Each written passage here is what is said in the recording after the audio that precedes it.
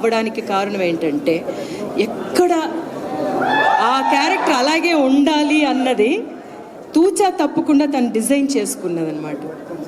And నేనేమో అక్కడ మీరు చేసిన దానికి సార్, తర్వాత డబ్బింగ్ మీరు చేసిన విధం బ్యూటిఫుల్ అండి. The way you added that వాయిస్లో మీరు తీసుకొచ్చింది ఫెంటాస్టిక్.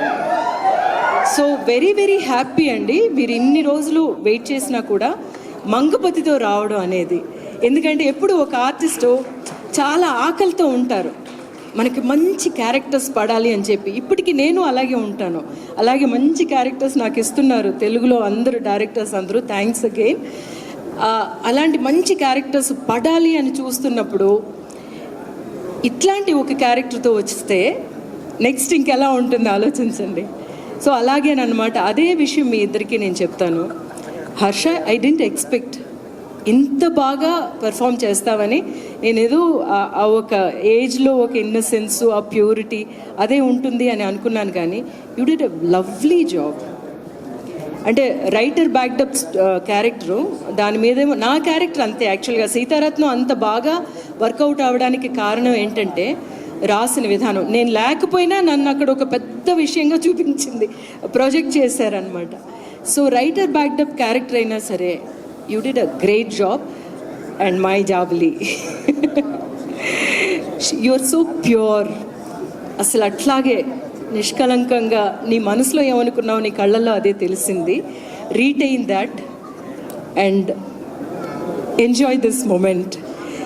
సో మా దీప్తి దగ్గరికి వస్తే ఏం చెప్తున్నాను, మా మ్యూజిక్ డైరెక్టర్ యాక్చువల్గా అమ్మో అమ్మమ్మ అనే పాట ఎంత బ్యూటిఫుల్ సాంగ్ అప్పుడు ఇచ్చారు. సో త్రూ యూ నాని గారు గాట్ హిమ్ అనేది. సో లవ్లీ అండి. దినేష్ ఎంత బాగా దీన్ని ఎలివేట్ చేశారో, దాన్ని ఇంకొక ప్లేస్కి మీరు తీసుకెళ్లారు. ప్రతి సీన్ చూస్తున్నప్పుడు నేను మీ మ్యూజిక్ నాకు అంత రిఫ్రెషింగ్గా అనిపించింది.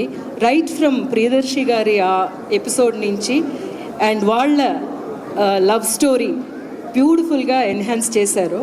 And great work Deepti. And I think ఇంక మీరు డైరెక్ట్ చేసేయండి. And coming to our dear Priyadarshi, first of all congratulations. ఇంత సీరియస్ క్యారెక్టర్ మీ వల్ల పుల్ ఆఫ్ చేయగలరా అని అందరూ అనుకుని ఉంటారేమో. చాలా బాగా పుల్ ఆఫ్ చేశారు.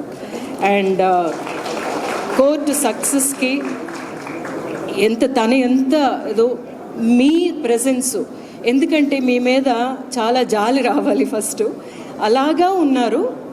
యాక్చువల్గానేమో పిక్చర్ చూస్తున్నప్పుడు మధ్యలోని మెడ్రాస్ నుంచి కాల్ వచ్చింది నాకు.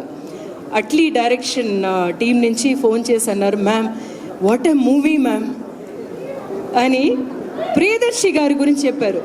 ఆయన బాడీ లాంగ్వేజ్ బిగినింగ్ ఎలా ఉంది, కొంచెం ఎలా మారింది అని వాళ్ళ డైరెక్షన్ టీం నుంచి చెప్తున్నారంటే great work.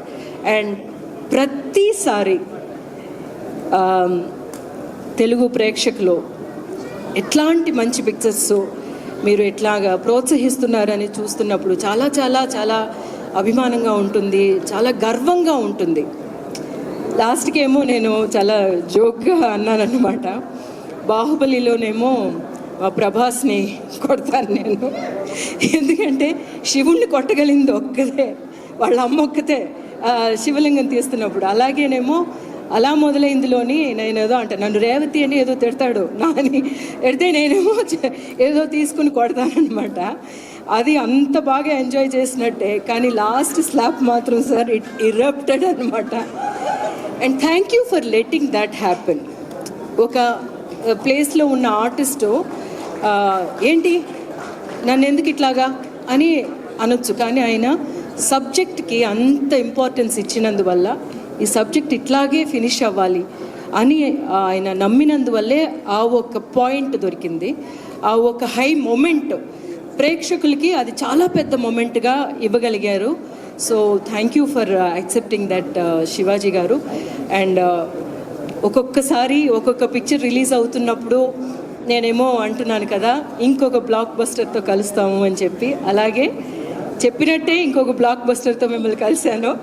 So thank you so much for this love again. Superb, ma'am. Thank you. Thank you.